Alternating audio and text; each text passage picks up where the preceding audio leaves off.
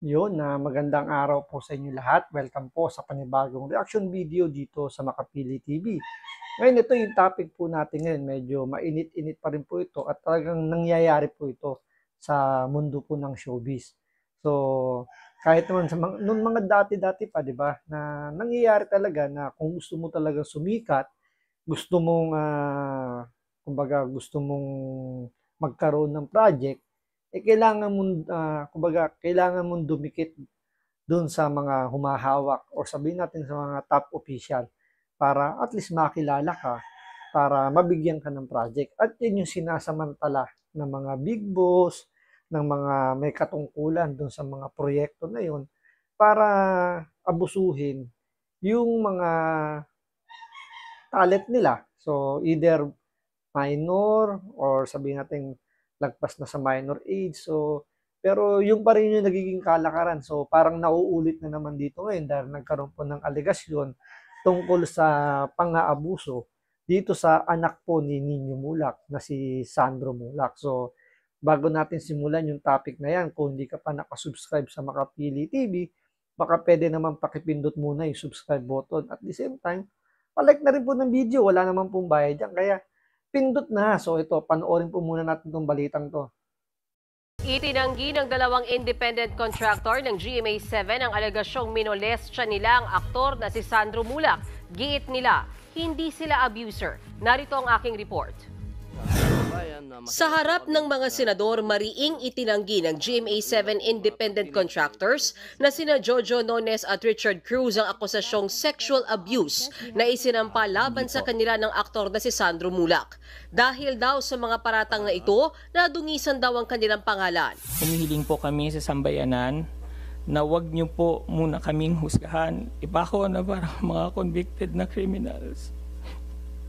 Kay Sandro, wala kaming ginawang masama sa iyo at alam mo yan sa puso mo. Hindi po namin sisirain ang iniingatan naming pangalan at karera at reputasyon para makapag-abuso o haras ng isang tao.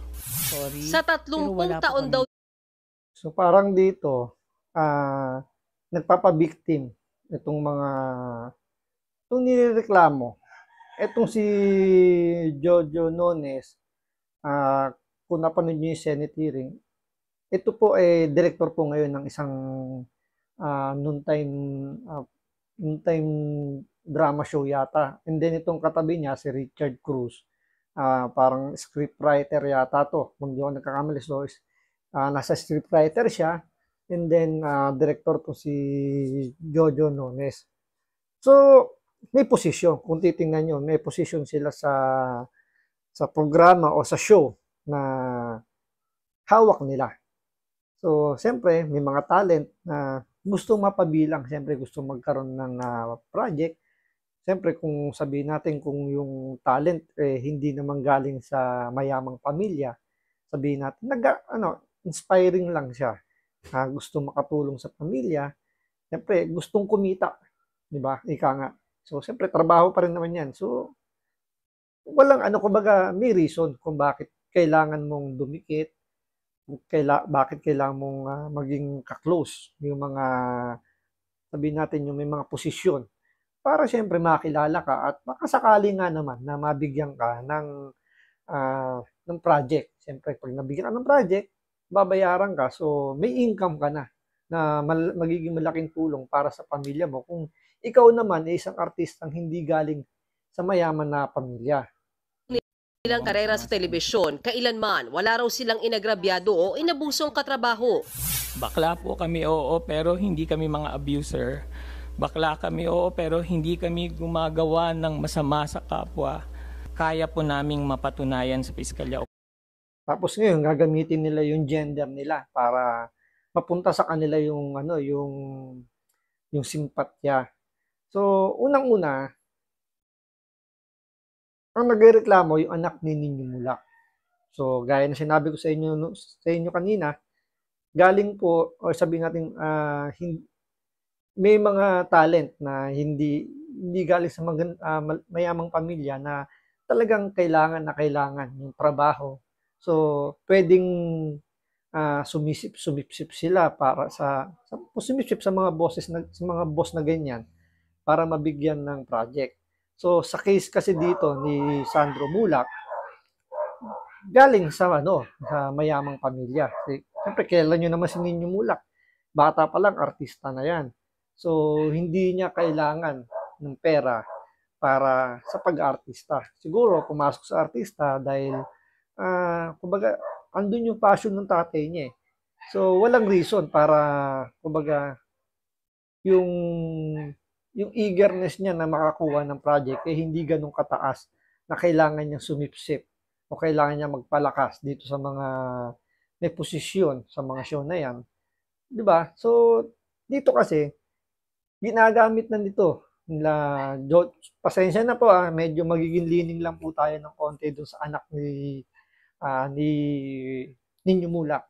Kasi, yung mga ganyang banat nila na ginagamit na yung gender nila para papunta sa kanila yung simpatya. So, parang nagpapabiktim sila rito na although inamin nila bakla sila.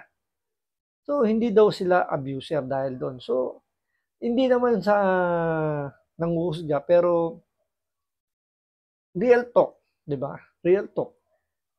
Once na yung ikaw yung may posisyon, tapos yung nag-accuse ay wala namang plano, o wala namang sabihin natin wala silang intensyon, o wala silang paano ba sabihin nito? Wala silang motibo, yun. Wala naman silang, ano ba yung magiging motibo para siraan tong dalawang to? Considering may pera naman sila, si Sandro Mulak, Sandro Marcos, di malamang nakipag-anuan na to. Ayun, Sandro Mulak, di ba, wala naman silang motibo para siraan itong dalawang to. Korte na wala kaming kasalanan, hintayin lang po sana natin ang proseso, ang due process. Pero giit ng ama ni Sandro na si Nino Mulak, kung hindi totoo ang akusasyong sexual abuse, bakit daw nagsorry sa kanya sina Nones at Cruz nang pagharapin sila sa bahay ni GMA7 Senior Vice President Annette Gozon Valdez? Did they admit it to you that they did something untoward?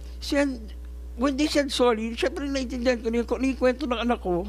Yun na yun? Yun na yun, di ba? Alright. And then they said, akala daw nila okay lang. Paglilinaw naman ni Nones, We did not apologize po. Ang context po is, sorry pero wala po kaming ginawang masama sa anak nyo. They were crying, both of them. And they even offered to donate a certain amount to a charitable institution of my choice. Para lang masettle. Is it true that you were offering something sa charitable institution? No po, Your Honor, kasi that would be very insulting. sa nakuhang kopya ng mga senador na text messages sina Sandro at Nones, nag-text umano si Nones kay Sandro para ayain ang aktor na umakyat sa kanilang hotel room matapos ang isang event ng network. Tinanong daw ni Sandro kung sino-sino ang nasa kwarto at sinabi ni Nones na mag-isa lang siya, bagay na itinanggi naman ng kontraktor. Ang eksaktong text ko po, Your Honor, I'm with Drama Peeps but we're wrapping up na. Your Honor, wala pong invitation, wala pong direct invitation from me, from myself. Siya po yung nagsabi na pwede pa ba akong umakyat dyan. Itinanggi rin ng kampo nila Nones na gumamit sila ng illegal na droga sa hotel room. Sa kalagitnaan ng pagdinig, hiniling ng kampo nila Jojo Nones at Richard Cruz na sagutin ang mga tanong ng mga senador sa loob ng isang executive session o... Kasi ganito yung nangyari sa sa Senate hearing kung papanoorin ninyo.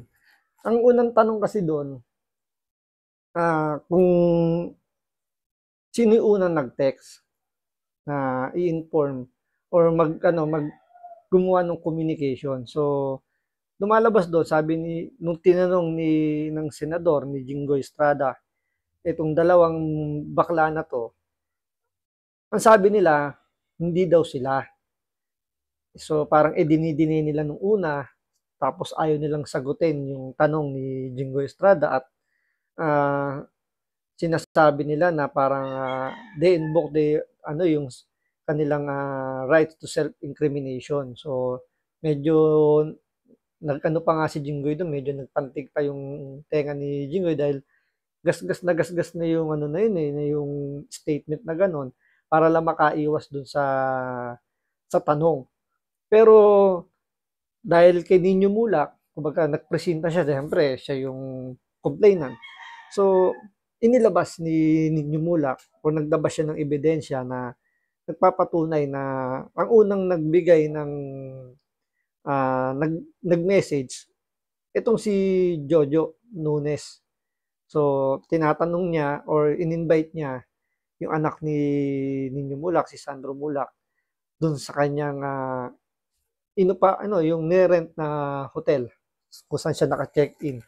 So, nagtanong yung anak ni Nino Mulak kung may kasama daw ba na ibang tao.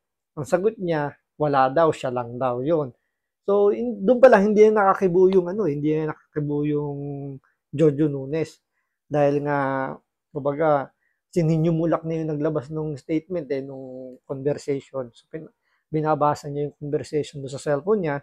And then, yun nga, hindi na sumagot si Sandro Mulak dahil nga sinabi wala daw kasama. So, syempre, kahit naman sinong minor de edad, kahit nga hindi minor de edad, di ba?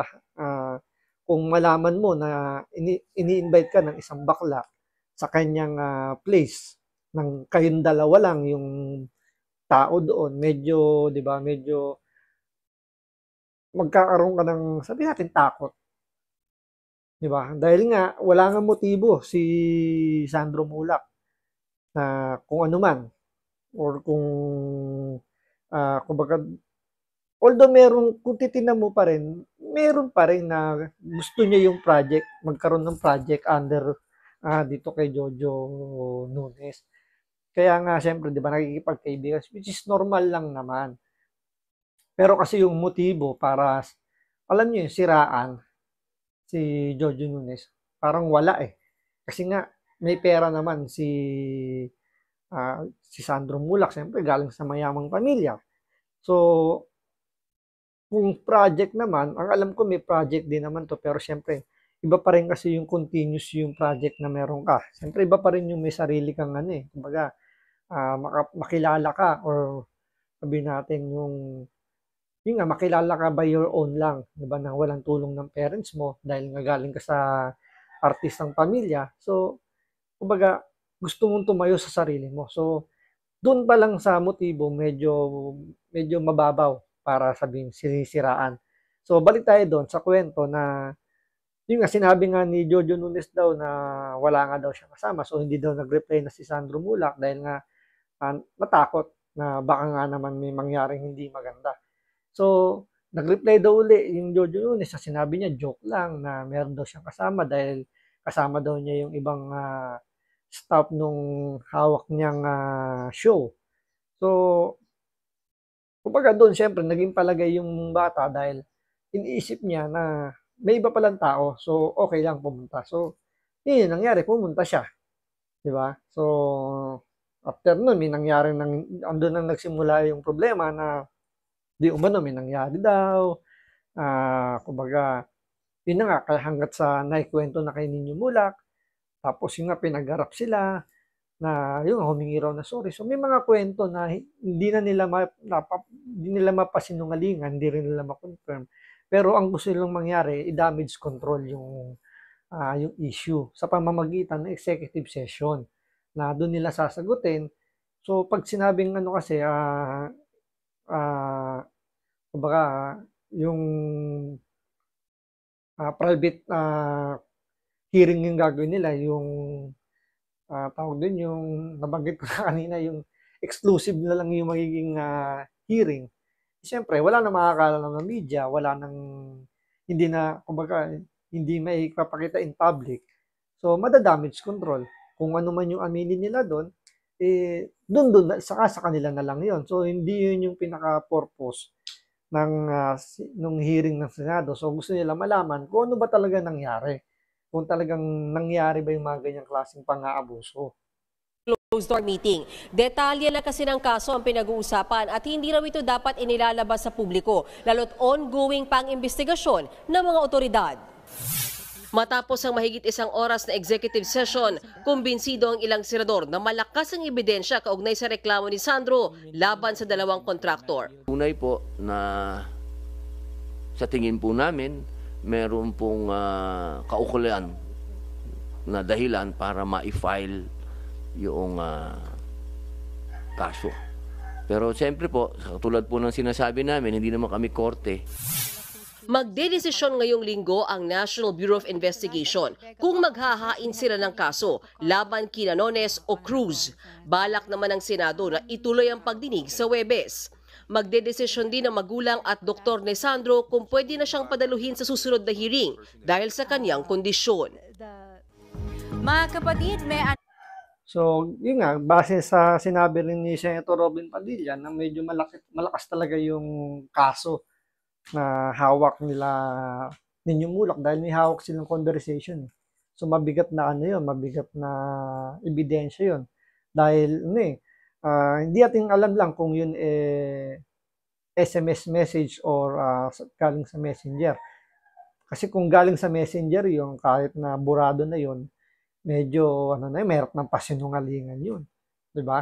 Ngayon, yung nangyari naman dun sa sabi natin yung pakikipag-areglo doon sa bahay daw ni VP Nanette Gozon, yung isa sa mga opisyal ng GMA, kung mapapatunayan na talagang nakita sila doon at yung na humingi ng sorry, yung sinabi nga ni Ninyong Mulak na nag-offer pa na mag-donate sila ng pera sa charitable institution na mapipili o yung sinusuportahan ni Ninyong Mulak para lang matapos yung issue, medyo malaki yung